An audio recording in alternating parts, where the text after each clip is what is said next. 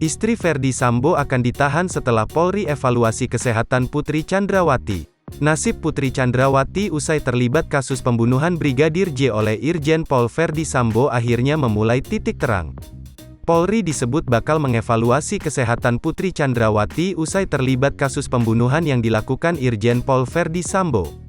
Kini, istri Irjen Pol Verdi Sambo, Putri Chandrawati bakal segera ditahan dalam kasus Irjen Pol Verdi Sambo. Hal itu seiring evaluasi kesehatan yang diberikan Polri kepada Putri Chandrawati. Diketahui, kubu Putri Chandrawati selalu beralasan kondisi kesehatan baik fisik maupun psikis istri Verdi Sambo itu terguncang. Dedi menuturkan bahwa nantinya pemeriksaan kesehatan itu bakal dilakukan oleh Bidoks Polri.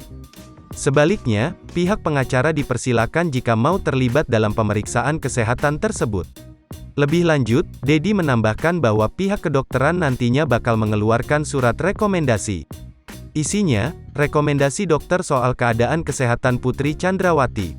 Namun begitu, Dedi enggan menanggapi apakah evaluasi kesehatan itu merupakan sinyal bahwa Putri Chandrawati bakal ditahan.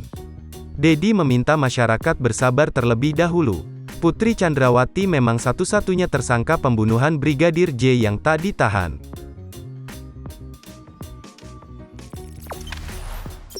Jangan lupa subscribe, share, komen, dan like ya.